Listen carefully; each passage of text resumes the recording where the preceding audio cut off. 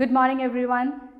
Today in English, let's continue with the exercise of chapter A Burger Story. So today we are going to learn punctuation, dictionary skills, writing, activity and my word bank. To start with, let's learn punctuation. So we learned punctuation marks in our previous chapters. We have learned about full stop. So today we'll be learning about question mark and exclamation mark. So let's check what is a full stop. When do we use full stop? A full stop marks the end of a sentence. So at the end of the sentence, when a sentence is over, at the end of the sentence, we have to insert a full stop. So look here, an example is given. Lucy is a burger. And after the word burger, we inserted the full stop. So that sentence is over there. It has turned into a meaningful sentence. We understood that Lucy is a burger. So after the word burger, what we have to do? We have to insert full stop. Next we have question mark. So question sentences end with a question mark. So you know a question mark. Here you can see the question mark here. So a question sentences end with a question mark. So let's look at the example here. What is your name? A question is being asked. If someone asks, what is your name? What do? You say your name. So that is a question. So what we have to do? At the end of that sentence, we have to insert a question mark. So at the end of the question sentence, a question mark has to be inserted. So here you can see some more examples. How are you? So how are you is a question being asked. So what we have to do? At the end of the sentence, we have to put a question mark. Next, where is my book? A question being asked again. So what we have to do when we are writing? Where is my book? We have to insert the question mark there. Next, how old are you? Again, it's a question. So what we do? After the sentence, how old are you? You have to insert a question mark there. Some question words often used are why, when, what, how, which and who. For example, why are you doing that? It's a question being asked. So the word why is a question word there. Let's take when. When are you going? It's a question. So these are some of the question words used often. Next we have the exclamation mark. An exclamation mark, see how it is inserted? Draw a vertical line and under that we have to put a dot and it is the exclamation mark. So here you can see the exclamation mark. See how it's written? Draw a vertical line and below that put a dot. It is the exclamation mark. So let's see, when do we use this exclamation mark? Sentences which represent some kind of emotions or feelings end with exclamation mark. So when in a sentence when there is some emotion or feelings, we have to insert the exclamation mark.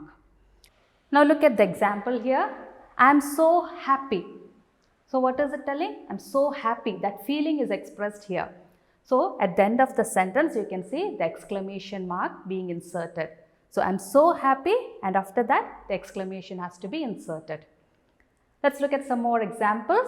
Hooray, we won. See that emotion or that feeling is expressed in the sentence. So after the word hooray, we have inserted the exclamation mark and we won. After that, after the word won, we have inserted the exclamation mark. Look at the next sentence. This is so beautiful. And after the word beautiful, we have inserted at the end the exclamation mark. And the next sentence, oh, how sad. So the feeling is expressed in that sentence. So we have inserted the exclamation mark. Now we have an exercise to do in your textbook. Let us put a full stop, a question mark or an exclamation mark at the end of each sentence. Few sentences are given here. Now you have to read out the sentence and find out which punctuation mark has to be inserted there. So the first question is, Shreya will now sing a song. So think whether you have to insert a full stop, question mark or an exclamation mark. So the second one, did you go to the market? So find out whether it's a question or a sentence or any emotion being expressed there. Third one, what a pretty rose. Fourth, I have no money left. Fifth one, who decorated the room? Sixth, no one can see the painting yet. Seventh, how well she dances. And eighth one, we are going to watch a play tomorrow. Pause the video and try to do this exercise by yourself and come back once you have done it. Hope you have done. Now let's check our answers. The first one, Shreya will now sing a song. So it's a sentence and we have to insert a full stop at the end of the sentence. Now the second question, did you go to the market? It's a question. So what we have to do? We have to insert a question mark at the end of the sentence. Third, what a pretty rose. The emotion or feeling is expressed in that sentence. So we have to insert the exclamation mark at the end of the sentence. Fourth one, I have no money left. So it's a sentence and we have to insert a full stop. Fifth, who decorated the room? So that is also a question. So what we have to do? We have to insert the question mark. So the sixth one, no one can see the painting yet. So it's a sentence and we have to insert a full stop at the end of the sentence. Seventh one, how well she dances. So the feeling is expressed in that sentence. So what we have to do? We have to insert the exclamation mark at the end of the sentence. Eighth one, we are going to watch a play tomorrow. So it's a sentence and we have to insert the full stop there. So hope all your answers are correct. Moving on to the next one, it is dictionary skills. So in the dictionary skills, we have homophones. So what are homophones? So let's see what it is first. Homophones are words that are pronounced the same way but have different spellings and meanings. So homophones, they are words. It will be two or more words.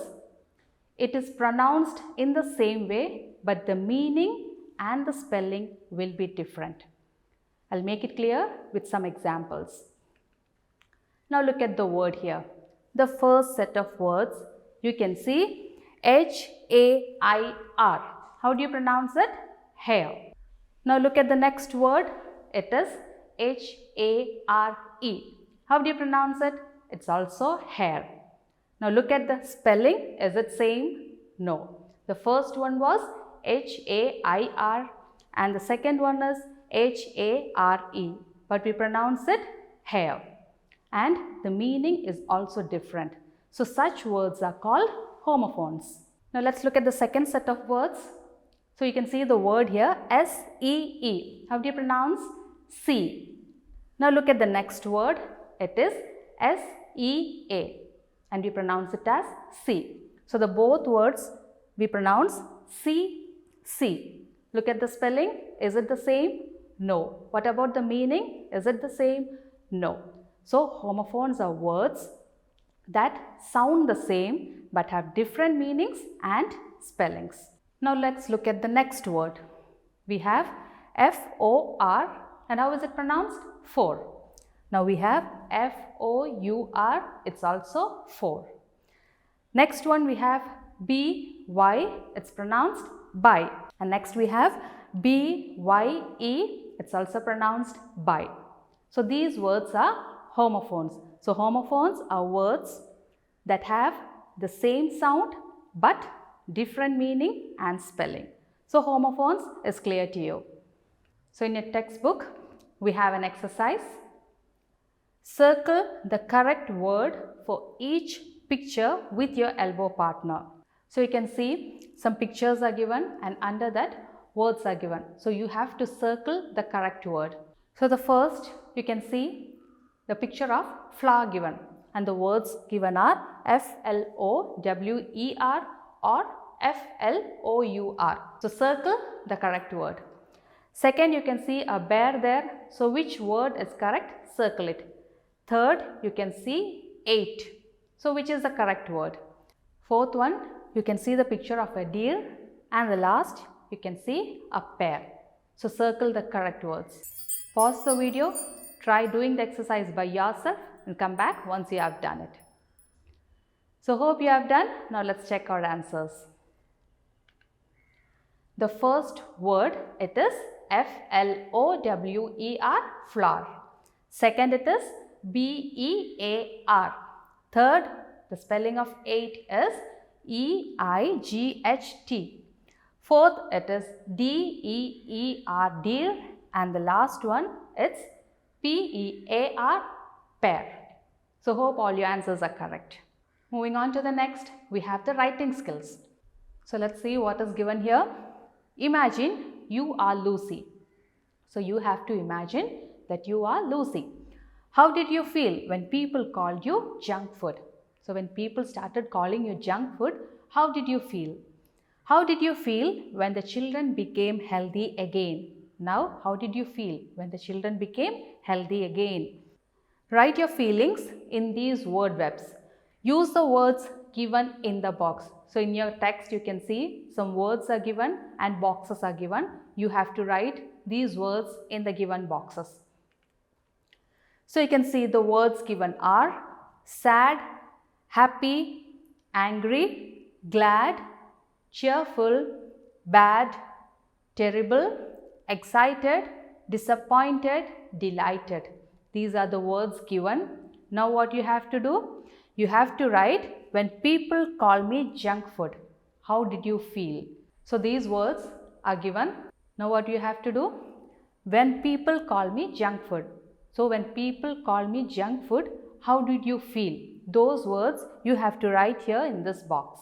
And when children became healthy again, how did you feel? Those words you have to write it here. So now let's check. When people call me junk food, how did you feel?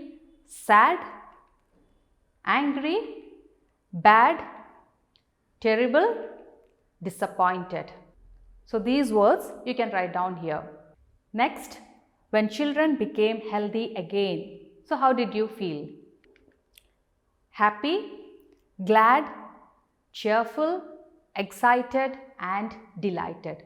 So you can write down these words in the boxes given in your text. Next, we have writing. Below that you can see.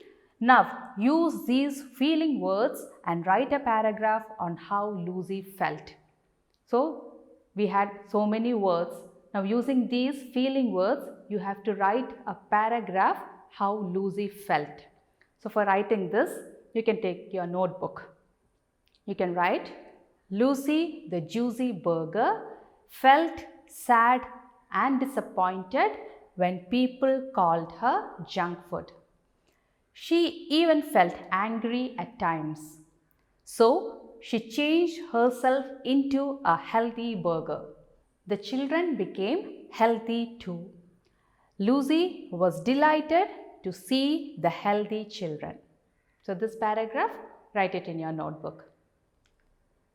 Next, we have an activity. Make burgers for your friends and family. Use the steps you noted in the listening section. So in the listening section, we saw how to make a burger. So here you can use that tips. Ask an adult to help you in the kitchen. So you can seek the help of your elders to make a burger. Next, we have My Word Bank. Write new words that you have learnt in the story. So what all new words you learnt in the story, you can write down here in the space provided. And with this, we finish this chapter. We'll meet in the next class. Thank you.